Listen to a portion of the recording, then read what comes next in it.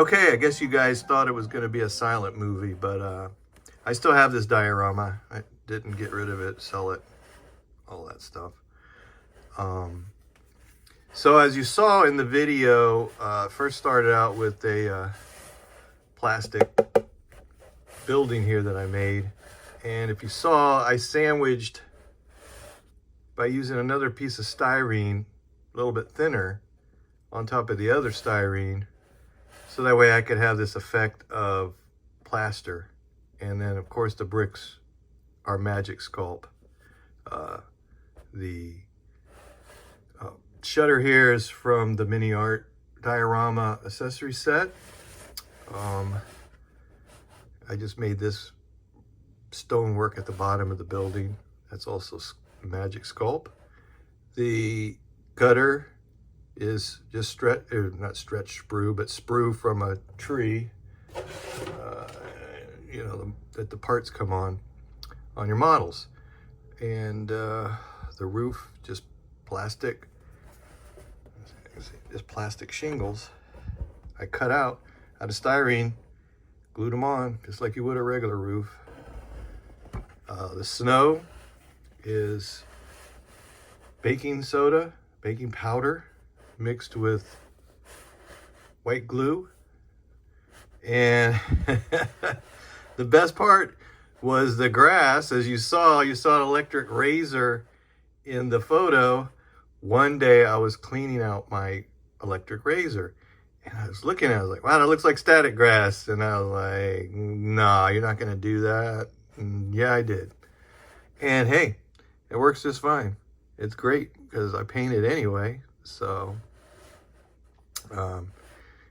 the whole building was airbrushed, and then, you know, I put different tones on with airbrush, and then everything else is detail painted with either artist oils or pastels mixed with turpenoid. Sometimes I mix the pastels with the artist oils too to get different types of effects. But yeah, it's just a simple building, but it's a good backdrop for the 250/8 half track, which was the one with the short 75.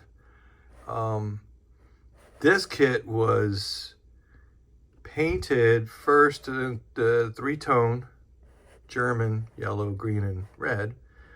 But I did an old-fashioned salt technique, and I don't know, I'm sure everybody doesn't know about that because people aren't doing it anymore.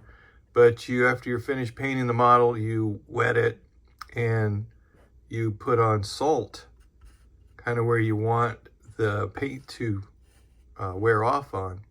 So the model's wet. Sometimes I wet the salt and I just kind of apply it on there. And you let it dry, and it dries and it sticks on. And then I sprayed it with white. And then you wash the model off and all the salt disappears. And you're left with this scruffy looking white pattern. I wanted a really scruffy, so I didn't want to do any of the hairspray stuff. To be honest, I've been building models for a long time and I've never used the hairspray technique. So I don't know whether to feel ashamed or everything's okay, but I guess I'm gonna have to try it one day because it does give good effects. But for this, it was, for me, what I wanted, and I think it was pretty effective. Oil washes, a lot of pastel mixed with turpenoid, weathering, things like that. The figures are for these 3 figures. I think the upper torsos are from the Miniart tanker, winter tanker kit. And I know the heads are from them. I could have put replacement heads, should have, and they would have looked better, but I didn't. A lot of arms replaced. This guy's arm, I ended up sculpting some of this arm to have him pointing or showing that there's probably a roadblock, a bunch of vehicles ahead, what's holding this up kind of thing. They're all painted in acrylics. And you know, when you do figures and reposition them, you want them to have a purpose, like they're touching something. Like these guys their hands are touching. He's looking over the side. This other guy's hand is touching this right here. Well, he got loose. And so they look like they have a purpose. They're not just mannequins stuck there. when you can pull that off so they don't look like mannequins, you're doing a great job with your figures. And a lot of things that'll help is interaction with figures. That's such a cool thing, and I'm always trying to figure out how to have interaction with figures. I think most modelers do, and it's something that we try to strive to do. This figure here, I converted from the Dragon Viking set, late war Viking set, and I just kind of repositioned some things here and there, and I wanted him to be a part of the scene as a trooper instead of a half-track crew. So he's painted in oils as well, and it's kind of a cool conversion. So that's it pretty much for this guy. The cobblestone is Magic Sculpt. I put it down, textured it with a toothbrush, and then I got a copper pipe, and you know, about the size of these stones, and I just kind of squeezed it a little bit so it wasn't round.